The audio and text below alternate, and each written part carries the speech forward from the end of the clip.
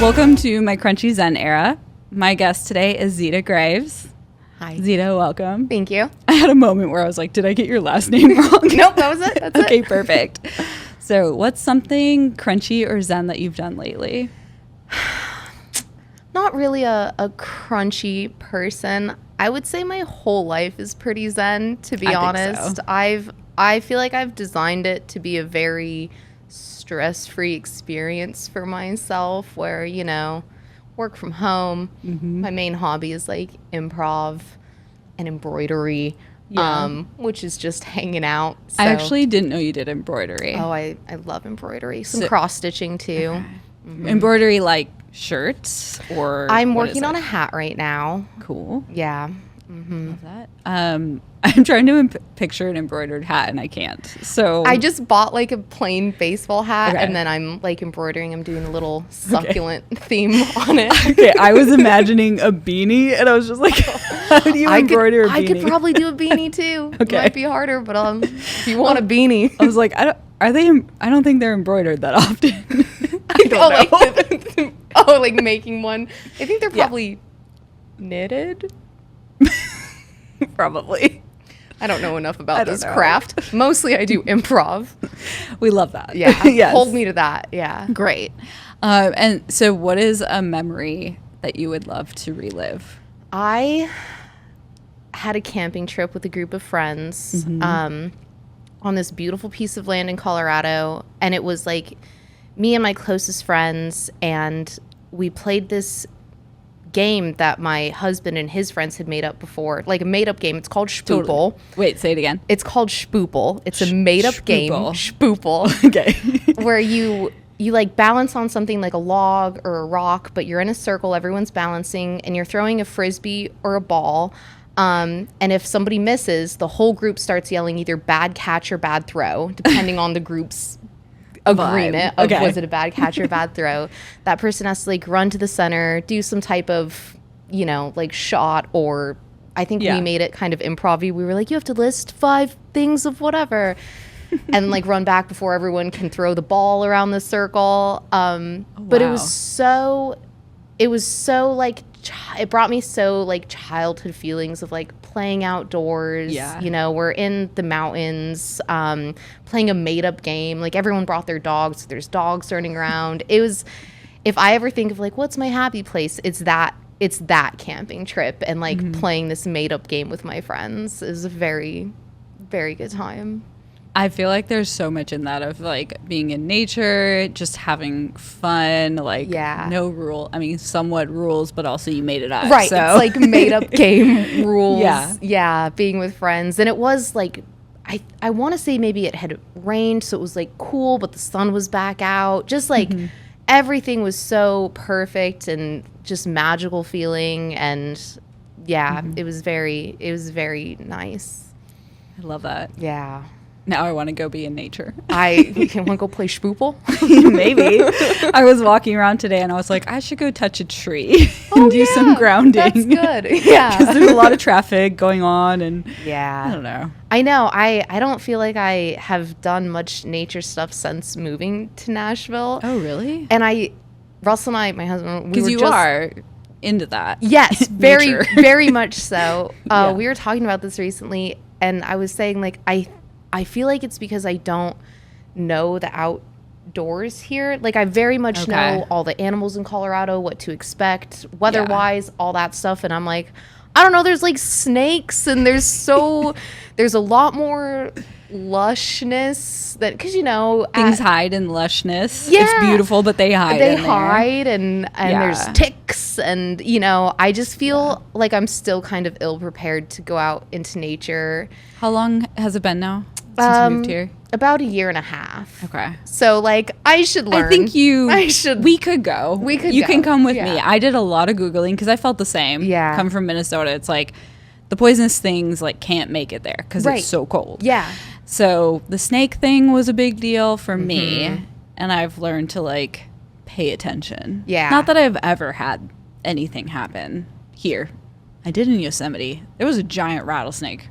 See, rattlesnakes, I had rattlesnakes in Colorado. I'm fine with they have You're like, I'm okay with it? Well, no. I think this goes back to, like, I know about them, so I understand. Like, if I'm too close, they'll rattle. Okay, that's fine. What do you have, like, cottonmouths here or something? I don't even know what. I don't know. That's it. I don't know. I'm just aware enough to, like, stay away from snakes. Yeah, well, that's good. See, imagine me walking through the forest. I don't want to be aware. So shouldn't go out there yet. Okay, so, like, when I hike with Summer, she's super unaware as well. Yeah. So we have a system where I go in front because I'm super aware. And the one time she like started wandering in front is when she almost stepped on this rattlesnake, who we named Bertha, and we have pictures of. And it was like, I stopped her right before, and I was like, I feel like I heard something. Good job. It was terrifying. Oh my gosh. Yeah, so again, put me not like here. third in the line, and that'll be and I'll go out. Because I do really, I know that there's like cool cave systems and stuff I haven't like done that. And I want to do that. I know there's waterfalls that are nearby that I want to see. There's a lot that I do want to be involved in. There's so many things I think you would love. Yeah. Like Cummins Falls is amazing. South Cumberland Park is amazing. Let's go. Okay. We've got so many things. We've got an agenda. Yes, we do. But on the poisonous things. Yeah. So my dad was visiting with my nephew, and my dad is like, I don't know if he's like really afraid of poisonous things or he's Seems really reasonable. afraid of the possibility. But every time he's like, Nicole, I saw a spider in your bathroom. And he's like, you need to have them come in and spray. And then my roommate's like, yeah, there's spider webs in the garage. He's from Oregon. And I'm like, you guys need to calm down. Yeah. There are some good spiders. I was going to say, are there? See, I don't even know. There's brown recluses. Okay, yeah. But like those are really specific looking. Yeah. So anyway. We had brown recluse. We had a lot of black widows in Colorado. Ooh. We had a lot of black widows. Yikes. Okay. We should move on from this topic. This is not zen for anyone. This is not zen. Okay, this is my grab bag question in my fancy little bag. Ooh. It's my Minnesotan accent comes out whenever I say that. It's like the word I get made of fun of. Oh, what's your most irrational fear? Oh, man. Well, all my fears are extremely rational. Oh, man. Irrational fears. I probably have, like... I think the ocean is pretty spooky, but I don't think that's that irrational. I don't think that's irrational. Because why are we going so deep in there? Yeah. Like, and I'll There's swim in stuff the in there. ocean. I will. Okay. I like a little ocean swim. But like, I don't like even scuba diving. I'm like, that's too far. I'll snorkel. I won't scuba dive. No, that's I don't feel like we belong down there. My concern is like, what if you have to get up fast, but then there's that like the bends. Yes. Yeah. I was gonna say the bubble thing. Yeah, there's is that what it is? I don't know. There's bubbles and water in my blood suddenly, and then Where did they come from? Yeah. No one can say. Yeah. Yeah. I don't know. Like pretty rational fear. Yeah. I don't know. I don't think I like have many day-to-day fears. I don't like bugs, but I wouldn't say I'm not afraid of them. I'm just more like stay away. Go. Yeah. Personal space. Yeah. That's fair. How about you, Nicole? What's so lurking? many. Philip and I talked about this on like a couple episodes ago, so I won't like bore everybody with it. Wait, yeah, it was with Philip, but mine is like that there's something in a pool that'll get you. In a pool? Yeah. Oh. It's like dirty and scary. Oh, okay. But they don't actually have to be dirty and scary. It just has Right. to be deep. Yeah. Funny, So both deep water. I don't like deep water. We shouldn't be. I mean, I do to an Yeah. extent. For me, it's mostly I'm like the ocean. It's no go. Yeah, ocean is like I like the sound of it. I like being by it. Yeah. But I do get like nervous even just being in like up to my knees or something. 'Cause Yeah. There's sharks. There's definitely sharks. All of my ocean experiences in California, so I feel like I haven't had too many shark worries. I know Florida. Are there not sharks and don't tell me if there are. Yeah, I don't know. I I'll just live my life in ignorance, and then I can keep going in the ocean. There probably are. I think there are. I think it's just a lot more common in like the Gulf and Florida areas that there are sharks. I feel like we hear more about the shark attacks. Yeah. In that area. Yeah. And Maui. I've heard. But maybe, when I went to Hawaii, I specifically looked it up. Right. And it was like, most shark attacks are like Maui, the big island. Oh. And I was on Oahu. So like, I was like, I'm fine. The sharks don't even like water. So you can get in the water. It's fine. Yeah. They were trying to teach me to surf. And I did not have the upper body strength. And I want to say it's because I was in high school at the time, but I still don't. And 2, all I could think about was like, do I look like a seal? Like, am I going to get attacked? Yeah. So I never got up. It was not. I've been like boogie boarding in the ocean, but surfing, that's hard. Really hard. Yeah. I don't know. Yeah. I've tried. Yeah. It was like one time. But hey, you tried it. I tried. I think the guy was just like, this is not what I intended to spend. I intended to spend my life. It's like, I'm really sorry. He's like, try harder. And I was like, this is all I got. That's helpful. Thank you. Yep. Yeah. No, surfing's hard. So I don't think anyone gets it on their first try. That's probably not true. There's athletes out there who I'm sure make it look easy. There's athletes who can like make everything look easy. So today we're going to talk about improv. Yay. And partly because we met in improv, I decided to get over my fear and try level 1. And then I did half of level 2 for reasons to not be disclosed today. No, it was fine. I only finished level 3, so. Oh, you didn't go further? I joined a team, and they met at the same time that I was doing classes. Oh, that's right. And I was kind of like, I'd rather just do the team that performs. And then we have like coaches that come in too, so it still feels like I'm learning. When did you first try improv? I want to say maybe 2021, 2022 in Colorado Springs. There was a Reddit post in the Colorado Springs subreddit that was just advertising this improv class. So my husband bought me the classes for my birthday, and I was like very nervous because I was like a fan of comedy, and I had done other like public speaking things before. I was like a debate kid growing up, so like a lot of public speaking. Were you theater or just? I was kind of a theater kid, but not not like fully in it. I was always like some type of small supporting part. Never got the lead. The year I got the lead, my senior year, everyone in the cast had like various problems, had to drop out, and the play got canceled. So I never got to be the lead. There's some really sad Zeta lore. But I was like nervous to go into it, and then I was addicted. And I've never stopped since. So I think it'd be interesting to talk about what that first class is, because I was extremely nervous too. Yeah. And like, so my therapist was like, you should try improv to help with some of this like intense anxiety going on in your head, and like do something creative. But instead I did stand up because I was like, you can prepare for that. So to me, what was scary is like with improv, like what if you're up there and you just can't think of anything at all, and you're just standing there, and then you have flashbacks to high school of some sort.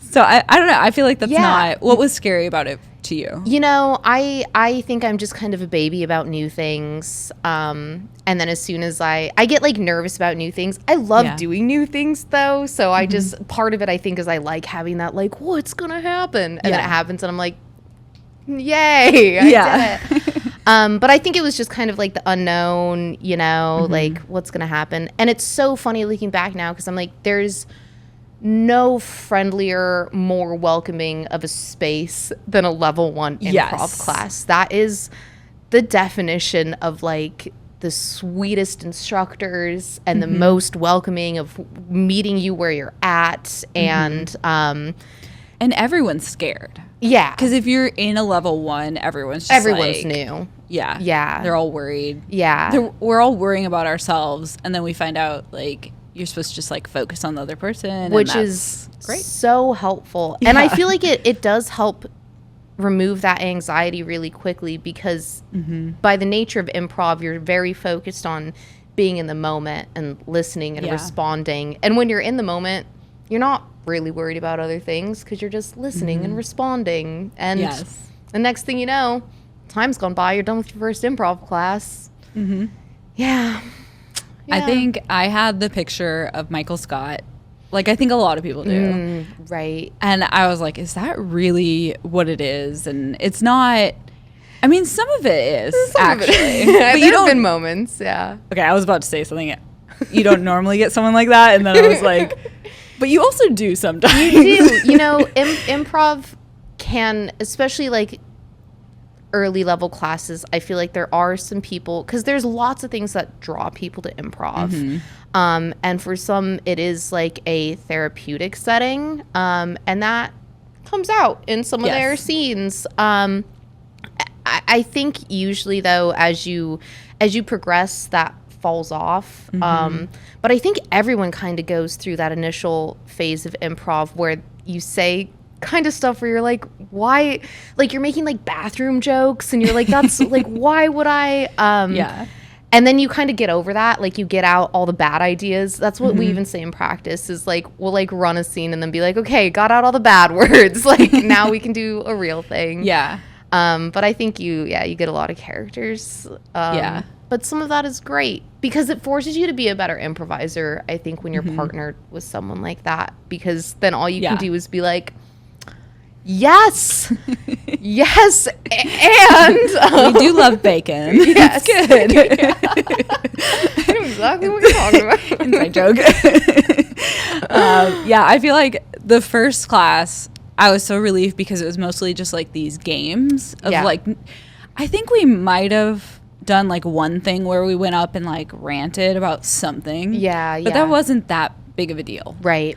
But then a lot of the interactions were just games in a circle, and it wasn't so focused on just you. Right. And so I found that really helpful, of like, you sort of built up the camaraderie or something before you performed. And then what was so interesting to me is I always had the like, yes, and that's, I feel like everyone hears that. Right. But then it was like, don't think about what you're going to say next. Just like you said, focus on the person across from you and respond. And like, I kept reminding myself of that to like not be so worried, and that really helped me a lot. I feel like I really love that feeling, especially like right after a show, because it's such a different mental state to be in when you're like so focused on this just happened. I'm going to respond to the thing that just happened. Maybe in a show you're like thinking about what happened prior and tying it all together, but it's such a beautiful state of like flow, kind of, where you're just so in the moment in a way that I don't think you're usually in. I think so. Do you remember our last class, and we had to say all the things you weren't supposed to do? Yes. And then in our last scenes, like, all I could think of were the things I wasn't supposed to do. So those were the things I was doing. And I was like, I don't think I've learned anything from this. And it was like a guest instructor, because our instructor couldn't be there. And I was like, well, this was not how I wanted to end. But you know what? It's fine, because it was a guest instructor, so he probably doesn't remember me. Yeah, it's I don't fine. think he remembers any of our class. It's level 1 class. It's great. And then we sat in a little powwow circle and shared our feelings. Which we did. I feel like that's a little bit of a cliche, or not cliche, a stereotype. It is. It is. And it's funny, because half of me, I really like that aspect of the improv community. It is like a very kind of theater kid community. But I like it more than the theater kid aspects, because it's still a comedy community. And I feel like, especially with the teams I'm on now, because I'm I like to make fun of people and have them, you know, I like that aspect of comedy of the like, we're gonna rib each other and we're joking, so it's okay. And I feel like I've found that with my teams in a way that is not really appropriate to do in classes. Probably not. And I enjoy that element of it. Yeah. So you have 2 teams now.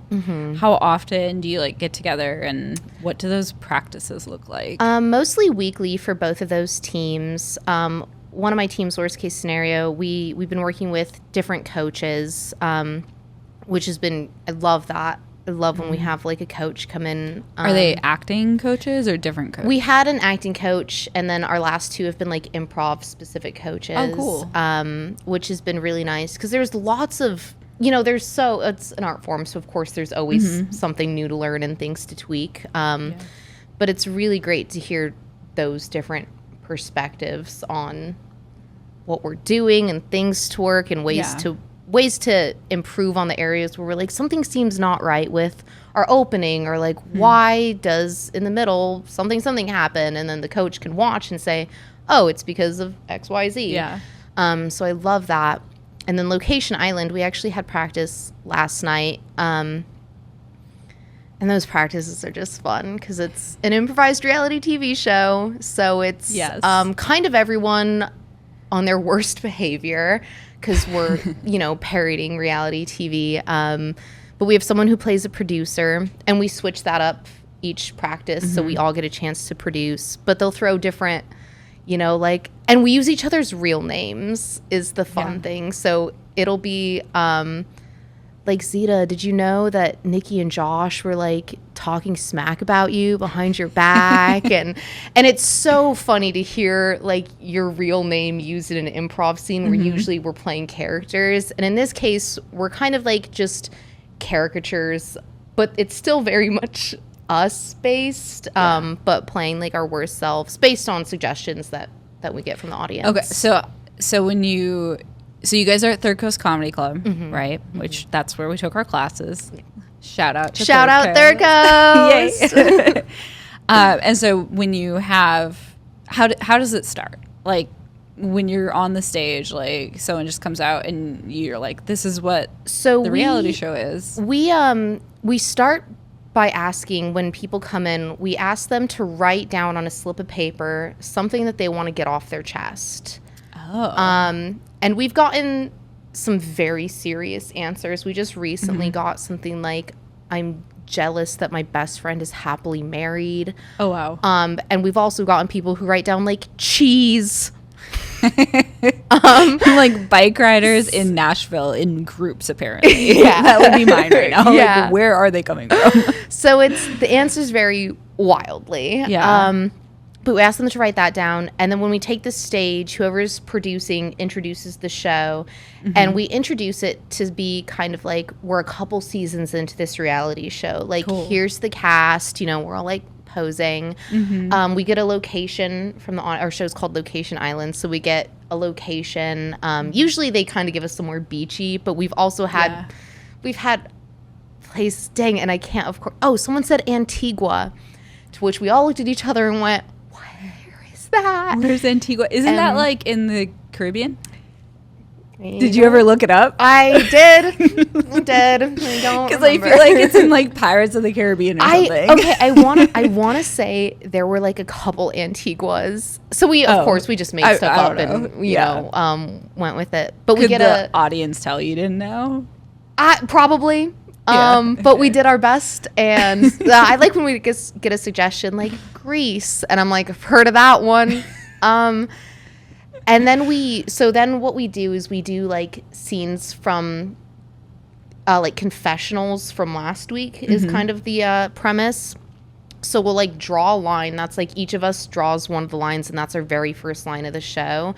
And then based on what we draw, we like build our character and our opening confessional moment to the camera based on that. That's cool. And then it's really just scenes between the housemates, the producer lobbing secrets or saying like, oh, I see like Zeta and David. Oh, David Beeman's on our cast now. Oh, so it'll be nice. someone saying, like, Zeta and David, like, it seems like you two are fighting. Like, why don't you go have an outing together and work on your relationship, or, you know, whatever it is. Yeah. Or, you know, and they'll kind of, the producer will kind of guide us through what would happen on one of those types of reality shows. But we also have people when they produce who like to do more challenged based things. So they'll put us in like a cooking competition, or I think we were in like a Mr. Beast competition in one.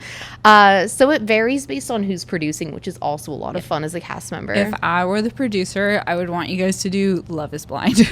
I don't know how that would work, but I love that show so much. I would It's actually, wrong. I think that would be so funny to have two improvisers with like their backs turned to each other to like build up that moment, have different pairings, and then be like, okay, you Have the proposed. reveal. Yeah, and then do the reveals. Because I love the moments on Love is Blind where the doors open and you watch someone go, Oh, wow. so good to see you. And they're like panicking and dodging kisses. Like, I love that part. Yeah. Yeah, that's I usually, when I'm watching Love is Blind, I've watched seasons where I just get to the reveals and I'm like, I don't actually care what happens, and I'll like stop the season Oh my there. gosh.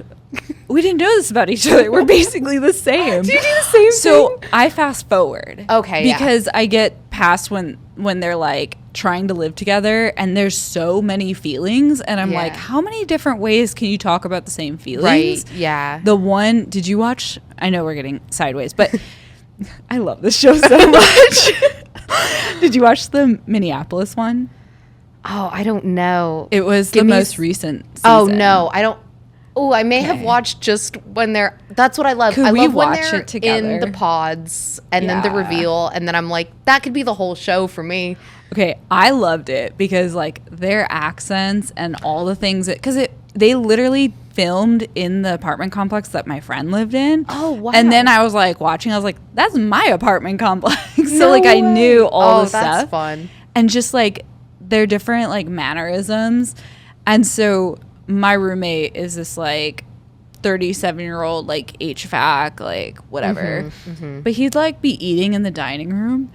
And I'd just be like talking to him about it, and he started getting so into it that we Yeah. start watching together, It and happens. it was so great. They'll get you. Those shows will get you. Yeah, that's my, I don't know, what is it called? The my confession, or what? I can't think of what it's called. The thing that I like that I really shouldn't like.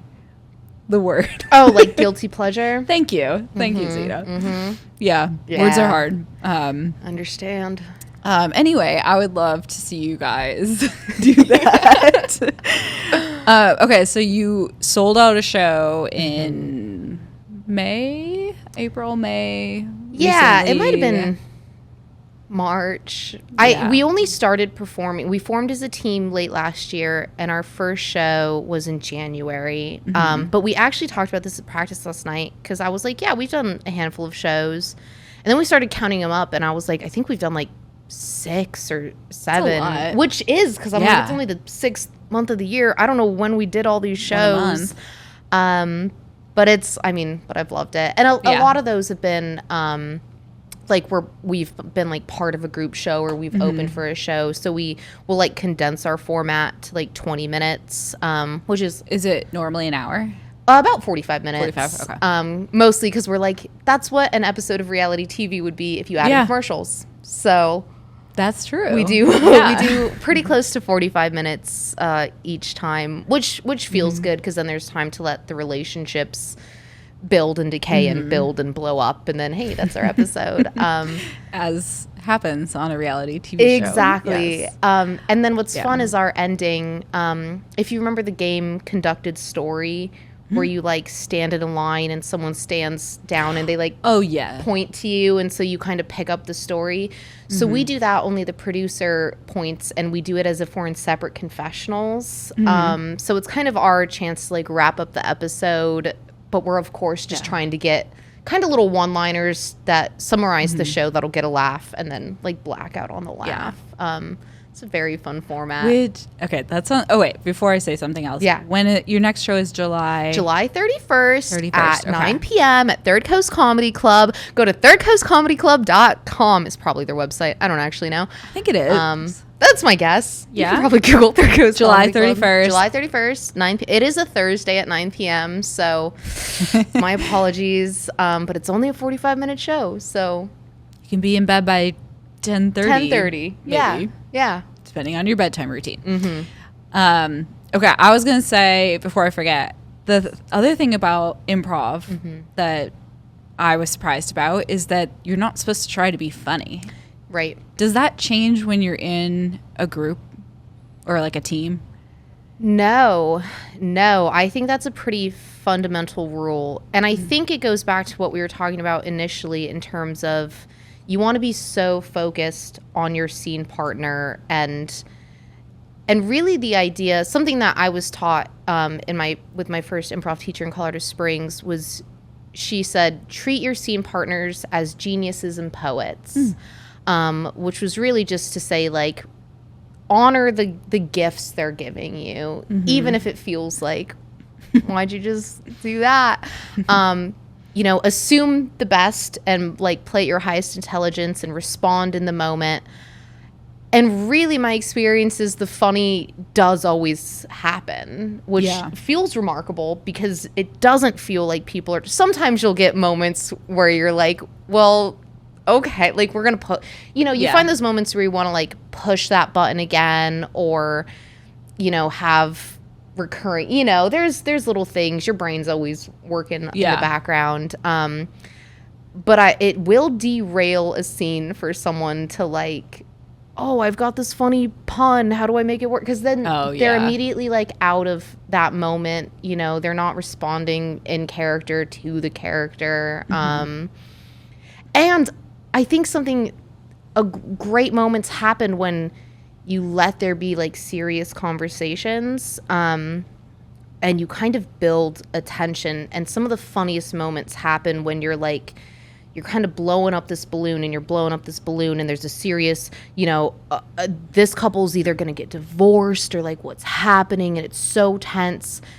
Because then any slightly weird or funny thing that pops that balloon, because the audience is, like, oh, yeah, like they're uncomfortable and what's going to happen. And then it just takes the smallest thing. Yeah. And then there's a huge release of that tension. And that's like one of my favorite moments to have too, is to like purposely kind of build the tension and then anything can be said that pops the balloon and it's perfect. It's perfect. Yeah.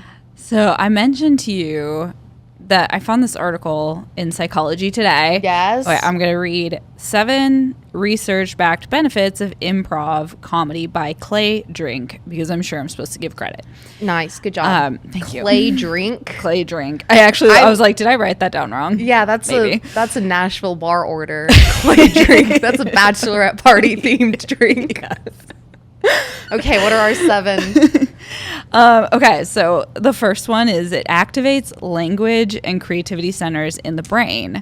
So the brain region associated with self-judgment quiets down and a creative part speaks up. That sounds right to me. Yeah, I feel like that was like a big part for me of like when you're focusing on someone else, you're not thinking about how silly you look. Right. And to add to that, I think by nature of improv, your scene partner, you look best when you're supporting your scene partner and you're, true the other way. And I think there's something so rewarding and kind and just feels so good about when you do say something, because inevitably you're gonna have a moment where you're like, well, I don't know why I said that. Yeah. And to have someone on stage who's like, yes, that was the best thing ever. I'm gonna do the same thing. I'm gonna add to it. That feels like what a confidence boost to have that level of energy always with you. Yeah. Well, there's something about confidence later on. Oh, okay. So sorry, I jumped the gun. No, that's great. I just won't remember if I skip over any right now. Which goes to our next one. Promotes brain connectivity. Oh, can't say that word. Could be helpful. Wait, let me start over. I can read. just improvise it. We can list 7 things. Fine.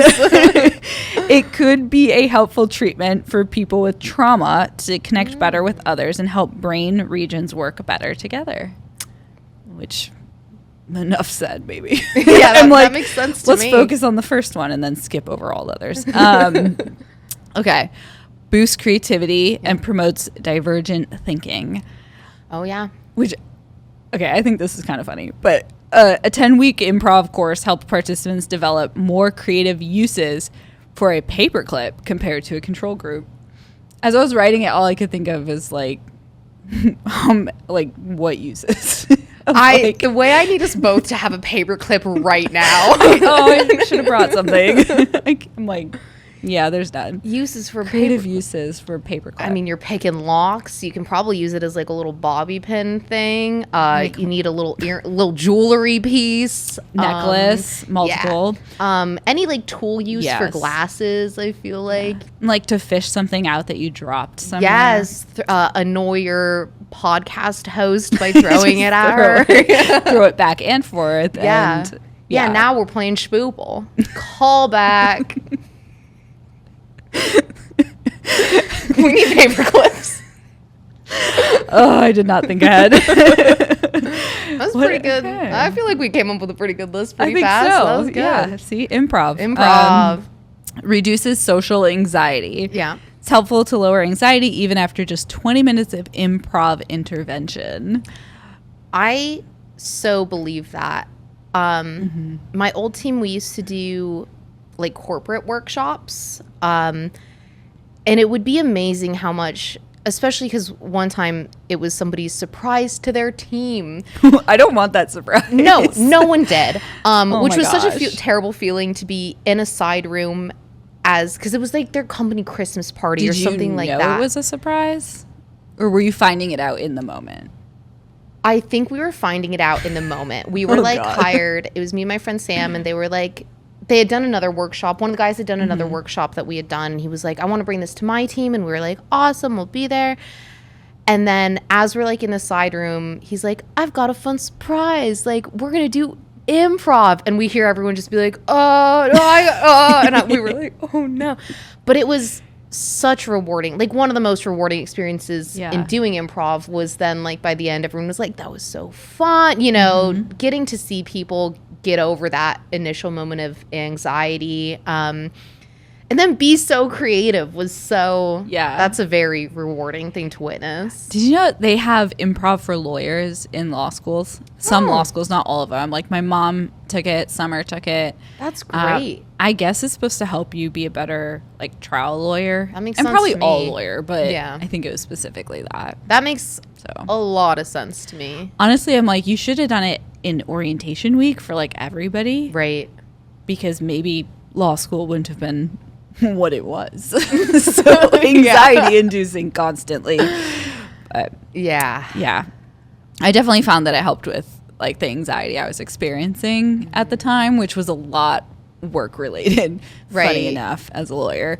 But it was just like I what I found is like I hadn't just done something just fun in a long time, and so it was like you just went and played with your friends basically. Yes. Which sounds weird as an adult, but it was very fun. That's what I like describe it that way too when I go to practice. I'll say that like off to go play pretend with my friends, just me and 4 other adults playing pretend. Because I think there's a portion of the population who you just like go to work and you have to clean your house and you got a lot of responsibilities. But man, it's fun to take some time out of that week and just like play like do make believe is such it feels nice. It sure does feel nice. Okay, it reduces uncertainty and tolerance. How I was a little confused by that at first. How not okay someone is with the unknown is how they describe it. And improv helps people be more comfortable with uncertainty. That makes sense. When I read that, I was like, I should probably go back to level 1 now because I just feel like a lot of like, there's a lot of moving parts in my life right now, and I'm like, I just need to know one thing. Yeah, like one. But boost confidence is the next one. Interpersonal and performance confidence. Yeah, which I feel like a lot of this keeps going back to like the social anxiety stuff too. Yeah. So Yeah. and decreases stress. Participants were less stressed before completing a math task. I can't speak today. Math tasks. Or reading. We should have warmed up with improv games. Oh, all I remember is the Zip, zap, zop. Yes. I'm sure they would come back to me. But yeah. Yeah, that one's memorable. Yeah. Sure is. Yeah, I think most people have, well, not, I don't know. If you're in the comedy circle, I think you've heard of it. Yeah. Zip, zap, zop. I tried to get employees at my brother's company to do some improv, and they just were like, no. And I was like, we all need to be friends. We're not having it. I think my favorite game to introduce to a group of, like, you're not going to make me do improv, lawyers, is hear what's called, I think they call it mind meld, where you start with two people, you know, you go 3, 2, 1, and I'll say a random word and you say a random word. So if I said this one, fern, and you say plant. Wait, what? Did I do wrong? No, actually, like, that would be wrong. great. But say you said, like, record, something totally unrelated. Our opening words, because we're not, they're just totally random words to us. So if I said fern and you said, like, record, for example, and then you turn to the person next to you and you try to, at the same time, say the one word that marries those two words. Oh, okay. I feel like we did that in, like, a circle. Yes. And yes. Okay. And so the goal is to, like, get it to the point where two people are going to make eye contact. Yes. And for whatever reason, they're going to go whiteboard. And then everyone freaks out because you found the one word that, like, marries the two words prior. And it's such a good feeling of satisfaction when it That was a lands. fun game. Yeah. That's one of my favorites to introduce to people who are, we'll call them improv resistant. Improv resistant. That's what I had on improv. Is there anything you want to make sure we cover before we move on? That's about it. It's fun. I can't recommend it enough is, I guess, what I would say. Yeah. Even if you just try it out. Literally some of my closest friends are from improv. I think it's just such a welcoming community. It feels so good to have a group of people have your back like that in that moment when you feel vulnerable, and then to do the same for others. Like when you see someone struggling on stage and you can walk in and, like, save them or match their energy and just let them know they're not alone. That, like, reciprocity, I just, and it's so fun. And then you laugh a lot too by nature of, like, it's comedy. So yes. And I really think, like, part of the reason I wanted to talk about it is because, like, I was so scared, and I think it helped me a lot. And so, like, level 1 is just nothing but fun games, pretty much. So it's not scary once you get started. Right. As soon as you're, like, in the door, it's so welcoming and fun and a good time. And it would be 3 hours. It was 3 hours for 8 weeks, and those 3 hours went by so fast. And I would look forward to it quite a bit. Yep. So. Yeah. So let's see. Okay. Checking the time as I do. Oh, yeah. Good job. Okay. I have a couple of random things I want to mention. Okay. How do you get a fish smell out of your house? Oh, man. I'm working on this. Is it in fabrics or? No, I came home yesterday and my roommate works totally different hours than me. And I just walk in the door and I'm just hit by this fish smell. And I've got, like, a 3-story house. Fire the roommate. Move. I was like, maybe it'll dissipate. And it didn't, but I think I just became, like, one nose with the blind. smell. Yeah. And then did you, like, open all the, did you, like, you know? Here's what I've done. Yeah. I did not open the windows last night because it was, like, really muggy and hot. Yeah. And then muggy hot fish smell is not. So gross. But then I got up this morning and I was like, it is still here and I'm working from home today. So I opened up all the windows. I put baking soda out. Yeah. And then I realized he was soaking the pot in the sink. So it was just, it was so gross. It was just sitting there. okay, what's your roommate's name? Let's shout out to your roommate. Wash the fish dishes. And I wish I knew it was in there, but I didn't think about it last night. And I was like, so I just like dumped it. And then I put lemon down the drain and all the things. And he gets up and he's just like, I am never cooking fish in this house again. And I was like, no, you're not. It was halibut of all things. And I was like, that was so gross. Any other options? I think you've Burn done the house so much. I would say, yeah, I think, you know, like airing it out is really all you can do. Because I feel like you don't want to like add a smell, you know, you don't want to like burn a candle because then you just have like lavender and fish. I hate anything like smell like Glade. Yeah. I think if I had like a diffuser right now, I got rid of all of them because I felt like there was mold or something. Oh, yeah. They've just been sitting there. Yeah. I don't know. I went through a whole purge of things. But I'm like, maybe like essential oils, but I don't have a diffuser situation. Yeah, and I think you got to get out the smell before you can replace this. Maybe. I don't know. Maybe if I got like turned my fans on. I should have turned my fans on. Yeah. Okay. Yeah. Yeah, I've got things I can do. Yeah. We'll see. There's still options before we take a match to it. Yeah. We're going to have dinner and then I'll go home and we'll see where we're at. Yeah. And maybe I can open the windows again. Okay. That was on my mind. It's good. I love that gross. question. It was so gross. Halibut. Why? Okay. Ooh, and yeah, that's the halibut too. He accidentally bought too many halibuts. yeah, Plural. Anyway, there was something about, he thought it was by the pound. It wasn't. $75 worth of halibut, and there's 2 fillets in there, and him going, I'm never cooking fish again. And I'm like, there's 2 really expensive fillets in there. Like, I don't know what's gonna happen. We're gonna see. Did you get to eat any of the halibut? No. Also, what does halibut taste like? He just like subjected you to fish smells and you didn't get to reap any rewards. That's man. The first time this has happened in a year, so I think I'll like excuse and I know, it. you know, he's very handy. He's got redeeming qualities. He's got a lot of redeeming qualities, and he was the one who acknowledged he was wrong. Yeah. He violated the roommate agreement. That's all we can ask for. Admit when you're wrong. Yes. Next time you cook the halibut, at least feed me some of the halibut. Right. Yeah. I don't know if I want it's the type of word that sounds gross. Like when you eat it. I feel like it's, you know, it's like a typical fishy. See, I don't really like fish a lot. I like fish. It depends. So when he's cooking halibut, invite me over. There will be no more halibut.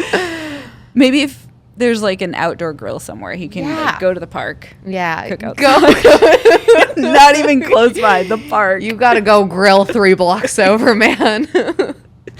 Yes. That's fair. After the biological warfare he's done on you, I think sending him blocks away is very fair. Oh, it was awful.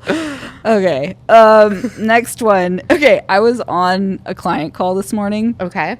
I won't give away confidential information, but my client said the word like, and I was taking notes, right? And he said something about something being agitated. And I was like, trying to write the word agitated. And I was like, I don't know how to spell it, agitated.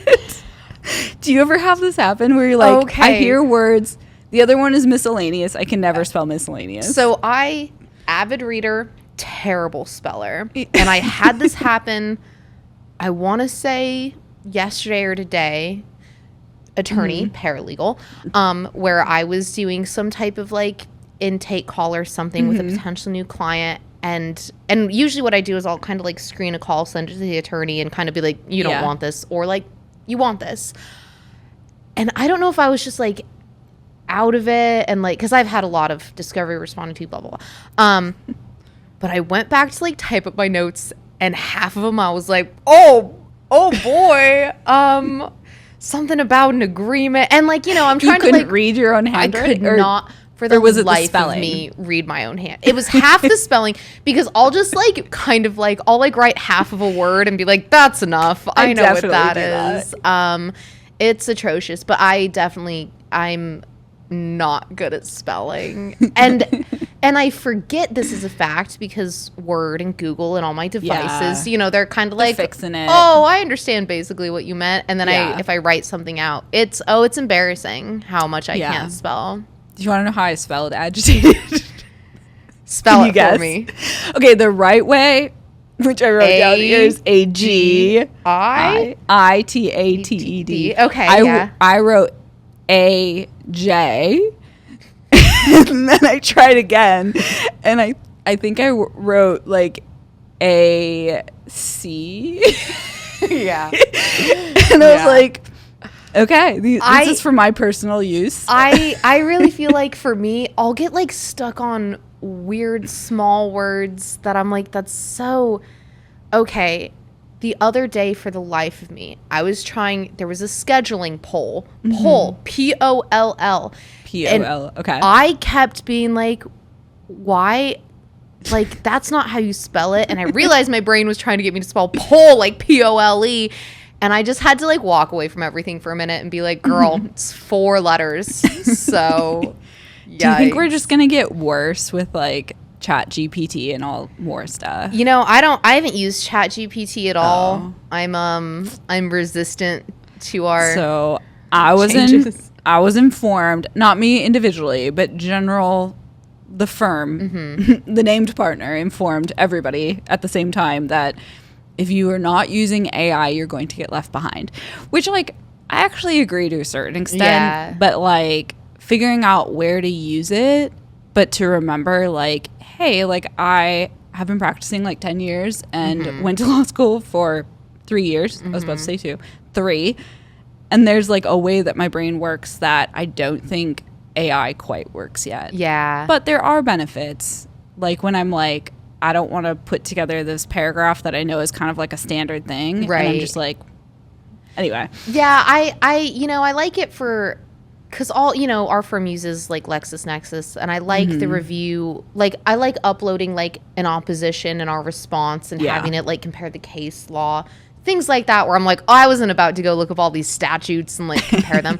I love that. I didn't know it did that because I'm not that type of lawyer. That sounds really good though. Oh, it is. It is. But then there's other things where I'm like, I just don't, because I know that AI does like hallucinations where it'll just make stuff up. Oh, yes. Like it made up those cases in New York, and it made up cases. There was one, I'm trying to think if I can share this, unrelated to me, but like it's happened subsequent to that lawyer getting in big trouble. Yeah. And it's like, guys, like literally this was all over the legal news. Yeah. Like, how are you still not checking if it's making up cases? Yeah. So I haven't, I've played around with some of it, but things like ChatGPT, like for my own personal use, I'm very, I do have younger friends who have told me, like, I was struggling with how to respond to a text, so I typed the scenario into ChatGPT and it gave me a response, and I'm like, whoa, I have not done that.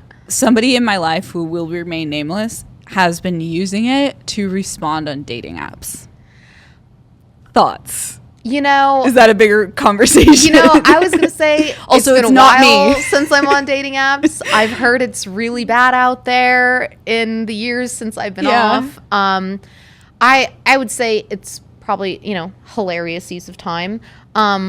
Depends on what you're looking for, maybe. Yeah. If you're just trying to like have fun and get easy dates, hey, let the robot do it. If you're like looking to find your soulmate, you should probably like be who you are. Probably. I'm like, you have to eventually meet in person if you want this to go. Right. Anyway, again, it's not me. Yeah. Yeah. It's not me either. So what are you obsessing over lately? Like myself. Is always the true answer.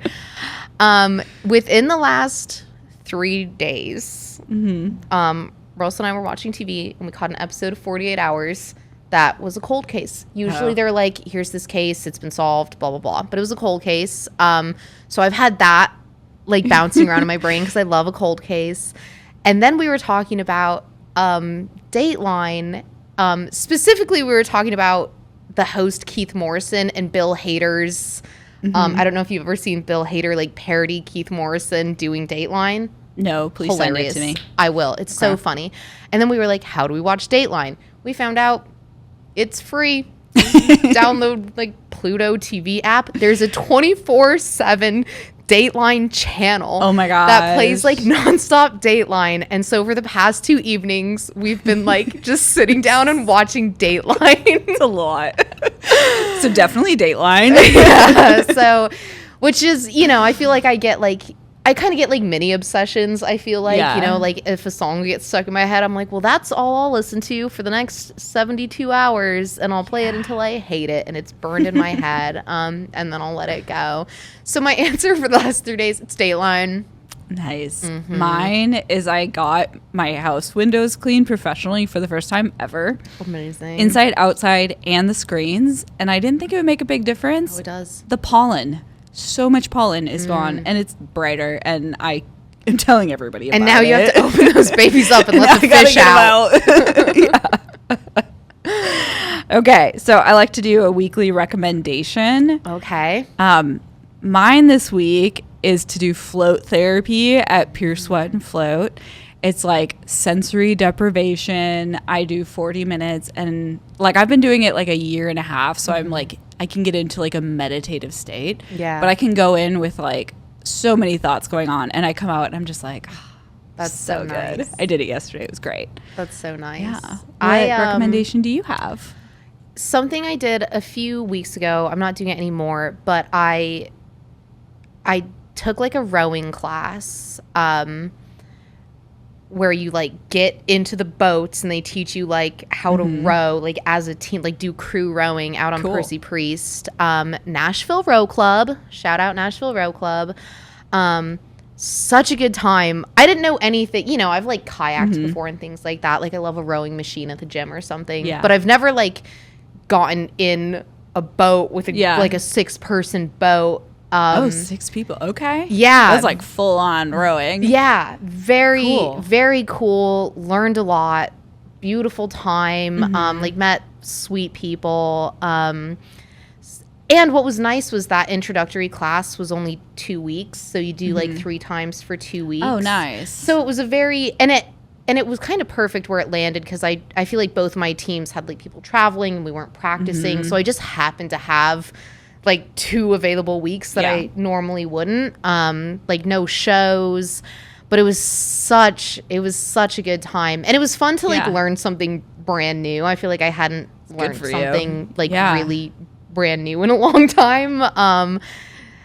So that would be it is a little expensive. I didn't realize those 6-person boats are like $40,000. What? Yeah, because I guess it Okay. it got popular in the Ivy League circles. Oh, of course. Right. Which That's who I picture. I also enjoyed rowing because it really spoke to my inner Yale bully persona, which you can only tap into if you're also rowing crew. Nice. Yeah. Okay. And what are you looking forward to most this week? Next weekend, my friend Beth is coming down. Nice. She lives in Kentucky.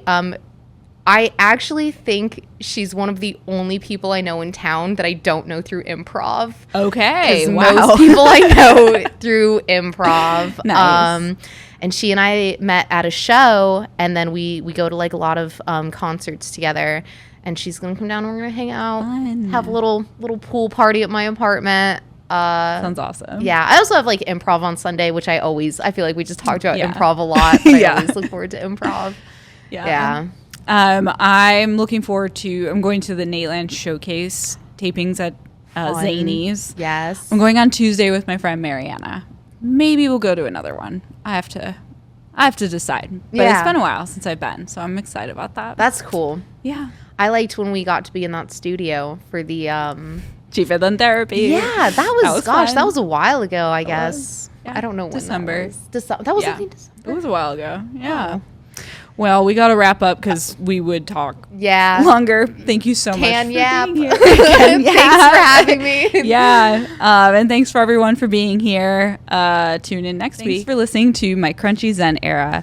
Please subscribe and leave a review wherever you listen to your podcasts. This podcast is produced by me, Nicole Swisher, and my good friends Summer Harkup and Liz Coulter.